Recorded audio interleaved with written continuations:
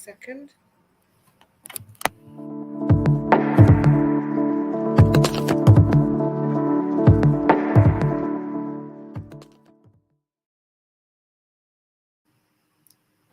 Hey, hey. Hello.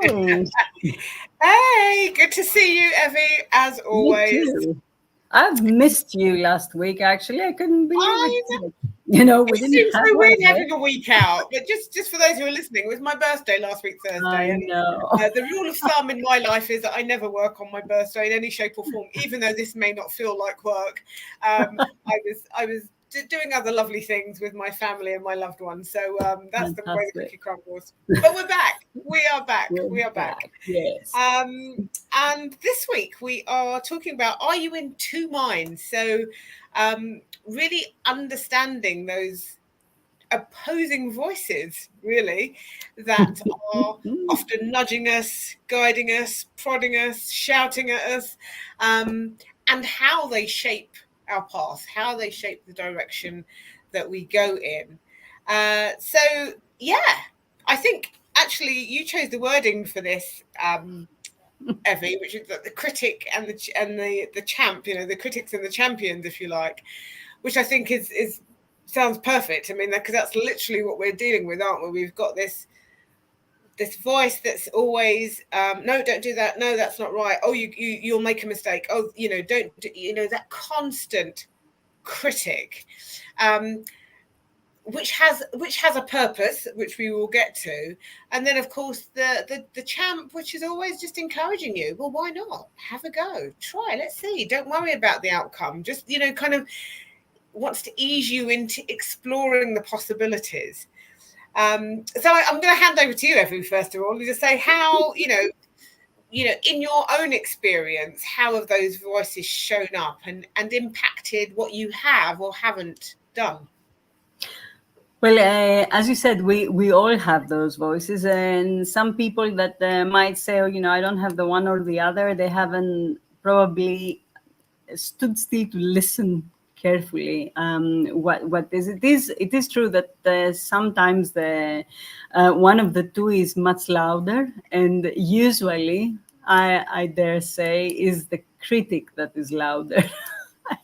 And we have that. I suppose it is because we want to ensure that we are going to be looked after, that we're not going to make a mistake, that we criticize ourselves so nobody else tends to gets to criticize us, or that's what we think. And that's the reason why I thought those two words are quite becoming in this topic. And I had a discussion recently with a friend of mine with regards to this particular topic. And I asked her, I said, well, I hear you criticizing yourself so strongly. A woman that has accomplished, you have no idea how much, but she doesn't give credit to that.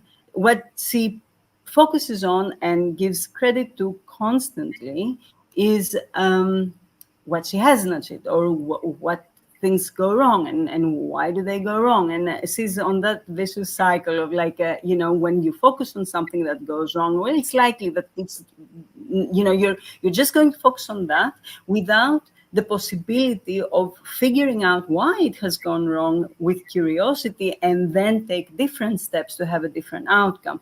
And that's exactly what I introduced for her. I said, why don't you ask this question? And why, if you had a friend or an acquaintance that would criticize you so harshly as you criticize yourself, you would have walked away from them.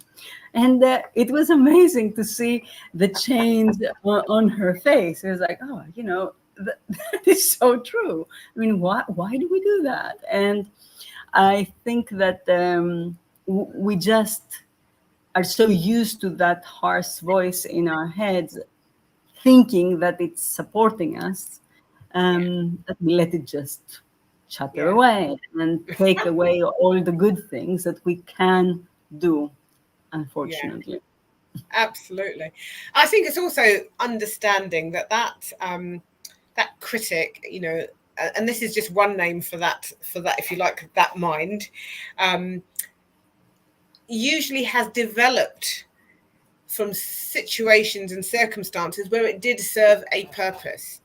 It may well have protected you, it may well have kept you safe, but it has been so energized that it continues to do it, and it continues to do it really well to your detriment, because now it's protecting you from every little thing. When you need to be expanding, it's actually doing everything to keep you small and safe, because actually this is what it knows. This is what it knows about life. This is what it knows about you. And no, you don't want to go out there because it's going to be a real mess. And you're not going to be good enough, and things are going to go wrong, and people are going to call you out, and all of this. And you're right. I think quite for most people, that is often the loudest of the voices.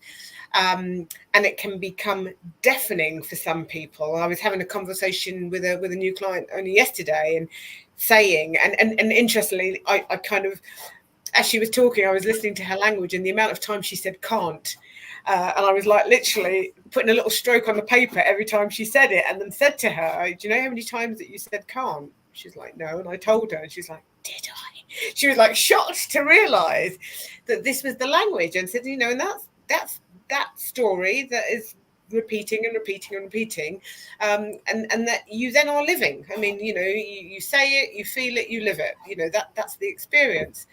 But I think we need to understand that at some point that voice may have served a purpose. Not to say that it never will again, but we don't want it running the show, because if it's running the show, it is definitely keeping us small. It is definitely stopping us from seeing the opportunities and the possibilities that we want to access. And so the champion for me is that voice that is encouraging you, and it's not shouting, it's not pushing, it's pulling you into exploration, it's pulling you into being more curious, and it's almost like, yeah, well, what's the worst case scenario? Just see what happens. If you're not holding yourself to a particular standard or expectation, who knows what might happen. And I guess it's for most of us, it's wanting to build that voice, wanting to have more of a relationship with that voice, because that's the one that really takes us into that place of expansion. And I certainly know, again, my own personal experience, it's always that much easier to utilize, is that I have become so much more in tune with that voice. But probably in the last 5 to 10 years, even though it was probably doing some work up until that point, but I'm going to say the past 5 to 10 years is when I've seen that biggest shift of the connection with that voice. And probably in the past couple of years that I've seen a major shift in that voice, and how much more that one speaks to me than the critic. Doesn't mean the critic hasn't gone. It never goes away. It's never too far away, and every so often it will try and butt its head in. But there is much more. I have a stronger ability to tune it out. And kind of understand when I need to pay attention to it, because there may be moments when I need to be aware and pay attention to it, and other times I'm just like, you know what, you're just talking too loudly today, and I'm not with you. I'm not having it, and you got to go. Right? Absolutely, that makes a lot of sense. And the thing is that it's all about awareness. The more aware you are of what serves you, the more you're going to do that, rather than anything that doesn't. But sometimes it takes a long time for us to really be aware of something. And some people consider awareness just knowing something, but it's not, because we do know. I think most of us do know certain things. Like, if somebody criticizes you constantly, you don't want them around. Or you do know if somebody that you care criticizes you, then you ask a question to figure out why. So you do the work in some respects, but you do it subconsciously. When it comes to your own voices, though, then you need to have this inner working before you actually ask the right questions, before you give that voice a name and an explanation, and be curious about what it is doing and why and how to shift it. And in our positive intelligence work, it was very interesting that there is this concept of the judge judging the judge. And that threw me, because we do everything um, from ease and flow, right? We do everything, we try to find the best way forward Yes. in a nice way, in a positive way, in a curious way, with compassion and so on and so forth. But when you start judging the judge, well, who is doing that judging? And it is actually the judge that keeps judging. So it can keep us in that crazy Yeah. vicious cycle. So imagine how much you need to be aware of what's going on inside you to overcome that. And as you said, to really use this to your own advantage.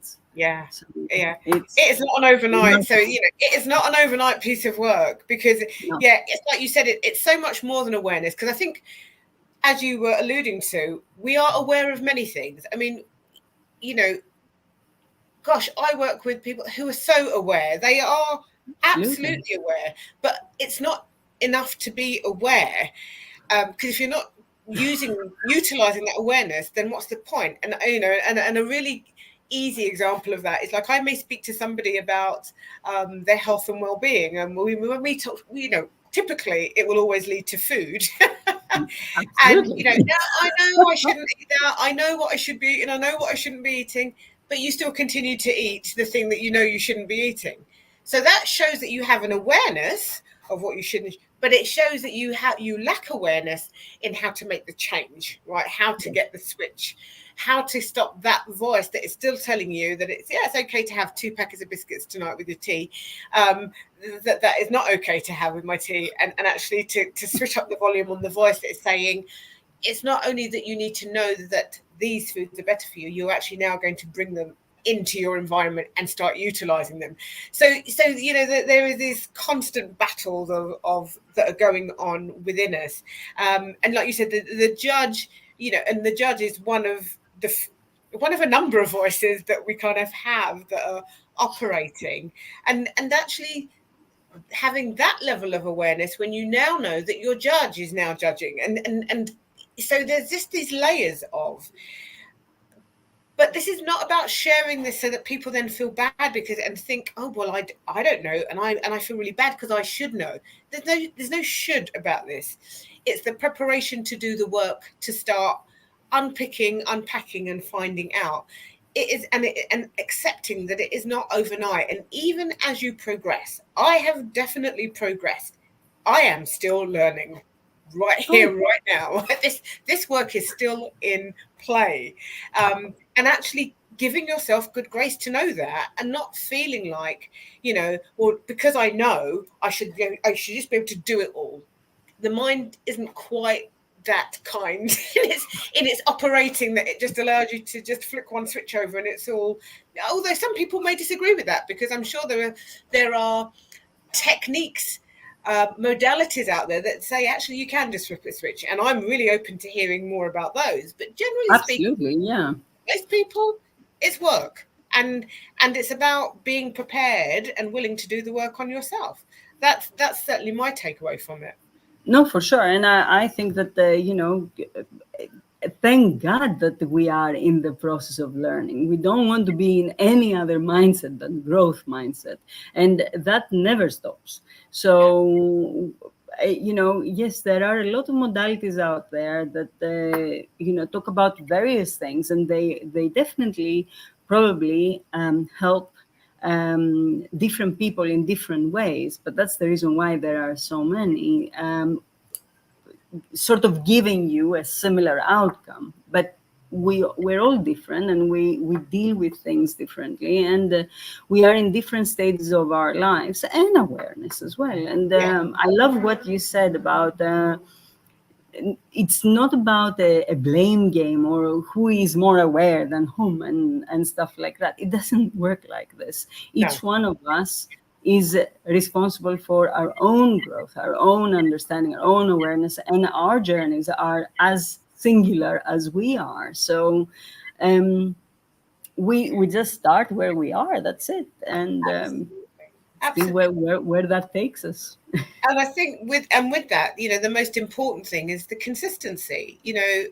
Yeah, I always think, I started my personal development journey sort of 20, I would say 20 years ago, was the beginning of the exploring of, who the hell am I and how am I going to show up in the world, and kind of even understanding how all of my past has impacted where I am and how I am where I am because of all of those things. And, all of that. I mean, 20 years. And there is not a day where I do not learn something else. Um, One, yes, because I have chosen to be open to learning, but two, because there is so much more to there is so much Absolutely. evolving to do. And so you start where you are and you just go step by step, and stop looking necessarily for the big leap. And as I touched on modalities, just sort of just popped into my mind at that moment, that there are modalities that say, oh, you can do this and everything changes. Um, and I would challenge and question all of those modalities to a point, and I really Yeah. love the whole discussions and opportunities to do that, um, because what I have found on my personal journey is that I've done modalities and thought, fantastic. I've leveled up. I'm feeling really great here. Then I've discovered something else, which is just brought other perspectives and like, oh my God, now the frame has just got bigger, right? So for me, even if you have a modality that provides excellent and brilliant and transformative moments in with relative speed, that doesn't mean to say you stop. That doesn't mean to say now that's all that there is. That there's always that bit more. I would never have got to positive intelligence had I just decided that actually when I learned physical intelligence, this is all I needed to know. Um, Both incredibly powerful, both actually deeply connected because it is very much about mind and body. Um, Mm-hmm. but I also know there's going to be more, right? Oh, So definitely. there's going to be more, right? Definitely. And that's great because the that for me is like that openness. Let me explore, and I'll take away the strands and the things that truly resonate and where I see that they're making a difference, and then see what else comes, and let's see what else happens with that. That's how it is for me. Absolutely. No, no, I completely agree. You always learn, and you always reach a stage where they call it plateau or whatever else, and that's where you need to start again to go to the next level and the next level. The levels never stop um, happening, and I think it just depends on where you are at the specific time of your life.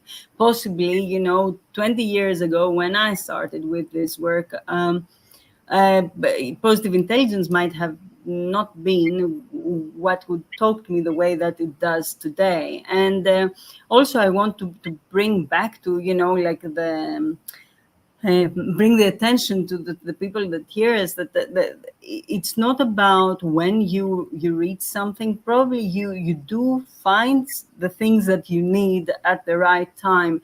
And I have colleagues or people that we do the work together that they are like 30 years younger than me, but I have also others that they are like 20 or 30 years older than me.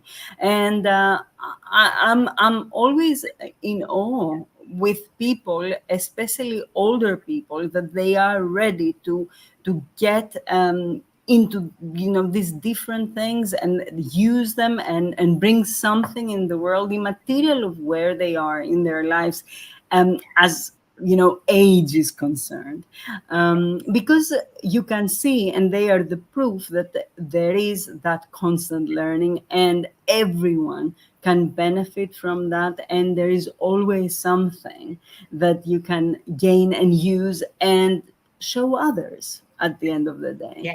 to use. So that's the beauty of that. Absolutely. Absolutely. And I think, and in the midst of all this, just going back to this whole, and I don't want to call it a concept because it's just a fact, two minds. The whole two minds thing is that in order to even notice, in order to recognize, in order to be able to pick up, you need to listen to the things that you tell yourself. Which some people don't. As I said, a client yesterday who kept on saying can't for all these different things, and not even being aware, no awareness of it. Because when I said, do you know how many times you said it? And she's like, oh, it was real shock that she had said that word that many times. So, that's really coming back to seeing how that critic mind is so deeply ingrained and so deeply embedded and is so normalized for self that you don't even recognize when it's showing up. So that first thing is being able to act, what am I telling myself, and how often do I say that to myself, and what do I mean when I'm saying that, and is that what I really want to be telling myself? And of course, in the world of positive intelligence, there are great tools and ways of being able to access that, assessment and what have you, and really working on doing that. And I guess that's what I love about it also, positive intelligence, is that the things that you do to help get that switch of the two minds is all to do with the body. So This is why I say it's so connected to physical intelligence, because it all comes back into the body. These are, they're either working together or they're not working together. And if one's out of sync, I can guarantee the other one's out of sync in some shape or form, right? That's the reality. Absolutely. And so this is all about, in the two mind spaces, if your critic is running the show, if you've got this constant voice that's telling you you're not good enough, don't go out, don't do this, it's you're not safe, you shouldn't say that, who are you, all of that stuff that is, even if you want to say that it's said from a place of keeping you safe, it's also said from a space of keeping you small. And is that the life that you want for yourself? And surely, if we are all here to evolve into our most brilliant self, which I believe we are, then that in and of itself tells us that we need to be open to tuning into and building that relationship with the champ. We need to get the champ voice front and center, so that the critic doesn't dissolve and die and go away. It remains, and it will possibly still serve the good purposes that it can when it needs to. But the champ brain runs the show, because the champ brain will be the one that will say, that opportunity you got to speak that you've been like, oh, I can't, I mustn't, I don't want to, is the one that'll say, just do it anyway. Just resource yourself and go and do it anyway. And guess what? Once you've done it, you've done it. And even if things don't go the way you want, imagine what you'll learn from having done it. Right? So it's always looking for, what can you take away? What's the lessons going to be? What's the gift going to be? It's going to be that. And that is where you will absolutely start to explore life and get the most out of life. I believe that for me is like, that is the winning brain. And even as I say that, I think of an opportunity that I had back in, I think it was 2018. 5 days notice. Would you go and do a talk? It was through one of my connections, and it was in Palestine. Well, I was just like, go where now? And do what? I was just like, and of course, everything that first came up for me was absolute critic and panic, because it was just like, what do you know about Palestine? Oh my God, there was all this stuff that was coming up. It was just hilarious. And then I was just like, oh, shut up a minute and just calm down and let me speak to the people who, one, are inviting me, and what is it that they want. And then I can I can have a look at, in terms of safety, I can check that all out, and then I can make a decision. So I did that within 24 hours. I just thought, you know what? When is this opportunity going to come again? Right? You're going to go, I'm going to talk about, the A to Z of a happy life. Yeah, I'm up for that, right? I'm like so up for that. Um, so I did, they booked me. I went, I did, and I had the best time. I mean, it was just like, yes, all the nerves were going on the stage and all that stuff, but it was just the most brilliant thing. I could have talked myself out of that in a heartbeat. I mean, literally. Absolutely. I had so many things telling me, oh, you mustn't, don't go there. You've got 3 days to prepare. It was all happening. My head was full to bursting, but it was just like, shut up and let me think. And let me take some practical steps to understand what this opportunity is. And in doing so, I was able to say, actually, I'm okay with this. I'm going to do it. And don't get me wrong, I went. It was a little bit messy at the airport, and it was there were definitely moments when I was thinking, oh my gosh, have I made the right choice? But when I did it, and afterwards, how I felt about speaking, how I felt about speaking overseas in front of an audience where English was second language and all that kind of stuff, I was just like, it's done. I'm good to go. I could do this again, right? Even with all the... Exactly. But it would have been really easy for me not to. It would have been so easy for me not to. Yeah, but because you did it, now you have evidence that you can do it. So Yes, who's stopping you to do it again and again and again? And yes, that is what we all need. We need good evidence at the end yes, of the day. We can do something the second time when we have the evidence from that first time that we've touched on it, that we've done it, that we came even out if of it, it whether doesn't it was go a good way or not. exactly, exactly. Even if it doesn't go well. So this is that thing, is it? That first time, even if it doesn't go according to plan, even if it is like a really experience, it's like, what am I going to learn? What have I learned? What is the lesson that I'm taking, so that if this opportunity appears again, or if I choose to have this opportunity appear again, how I might approach it differently to get a better result. You kind of have to be allowing and accessing that part of the mind that encourages you to go beyond that boundary of your comfort zone, to go just beyond it, to have the experience, Absolutely. to have the Absolutely. experience. Yeah, it's vital. It's vital. It's certainly worked for me in my life, and I'm sure it has for you too, Evie. Oh, definitely, definitely. And I can also count the times that I stopped myself or I didn't even start because of predetermining an outcome that never came because I didn't give it a chance. So there you go. But within my work, I have like that one saying that especially with women that they are really anxious when they get that first interview, and it's like the job is yours until you actually talk yourself out of having it.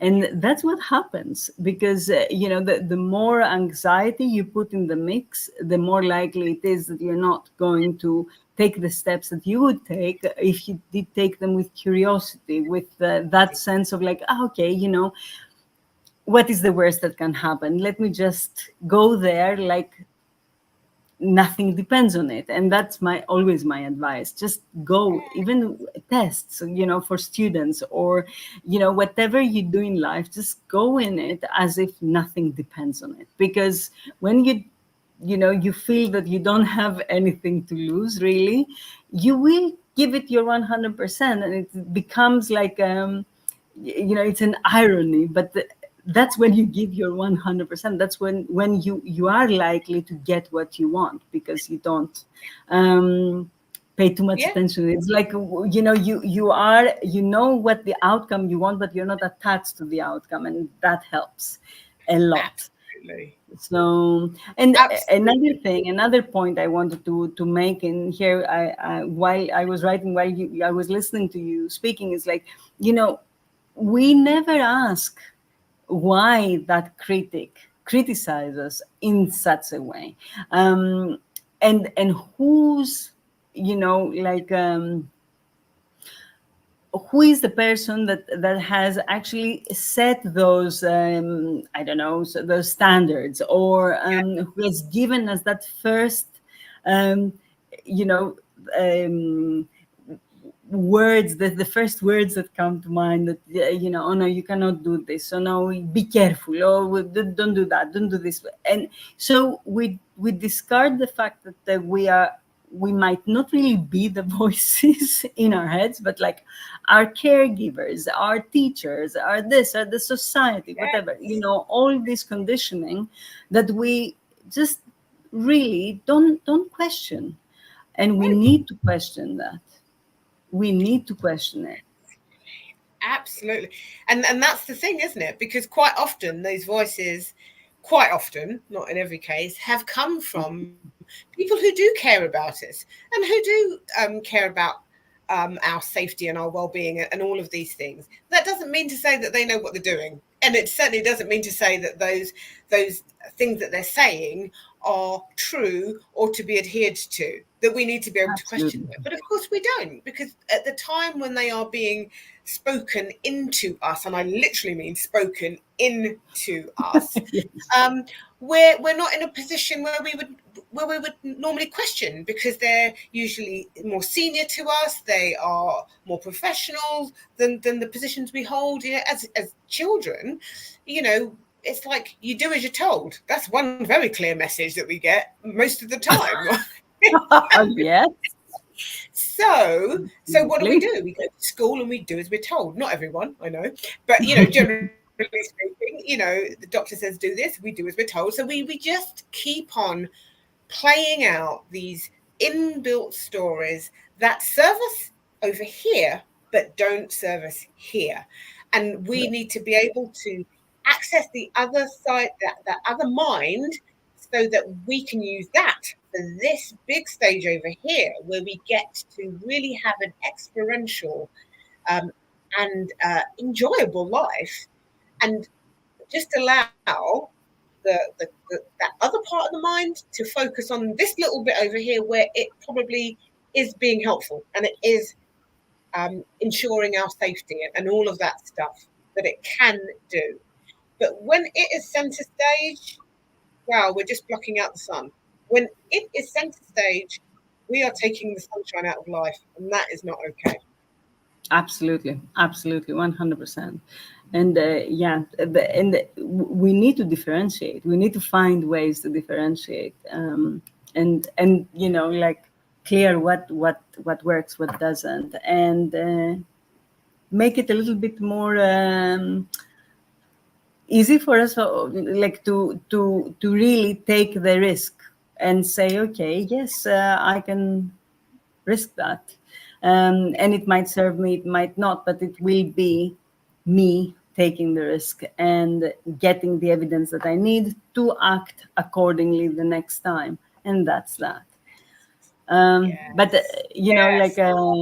I am quite aware that we are running out of time. The thing that I would like to leave everyone with, considering the discussion that I had with this friend of mine, and like, the fact that I think she's not in one-off. I think a lot of us are battling with this type of criticism towards ourselves. Is when you catch yourself criticize, just be curious. Don't judge it. Don't say, oh, why am I criticizing myself? Because again, that's the judge of the judge, or the judge judging the judge. But find out why, because it might be that it was, like a regeneration of the voice of your mom, your dad, a teacher, whatever, that told you that, oh, you would never amount to something, and then you're just regenerating that, and that's absolutely not true. And the Yeah. other thing, of course, that we've always said is, like, if you are going to tell yourself stories, because we do that, tell Yep. yourself better stories. End of. Yes. Absolutely. Telling yourselves the uplifting stories.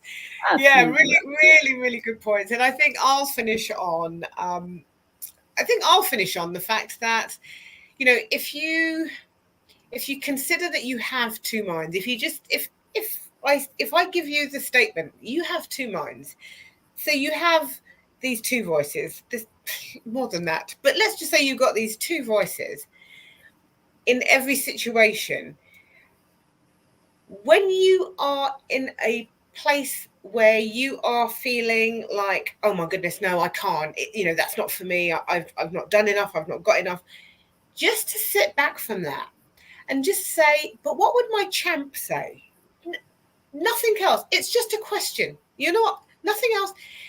If that was my champ speaking, what would my champ be saying? And just give yourself the opportunity to explore what that other story, as Evie has just said, might be. And at least then you have two stories. And at least with the two stories in hand, you can decide which one sounds more appealing and certainly more supportive of the vision that you have for your life, because that's your vision. Absolutely. Absolutely. Excellent. Awesome. Oh, always, I love these 30 minutes or 30 plus minutes of just chatting stuff through and seeing what comes up.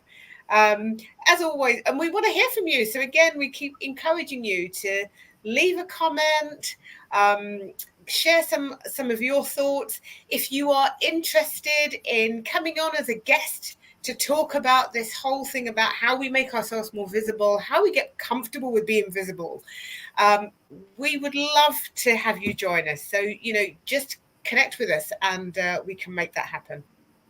Absolutely. Thank you very much, Yvonne. It's been a pleasure, like always, Always a having pleasure. these conversations, because it opens up things for us as well. I mean, while we are exploring those questions, we also learn and get the expand on those ourselves. So that's brilliant. Always here, always expanding. Yes, That's the way yes, it is.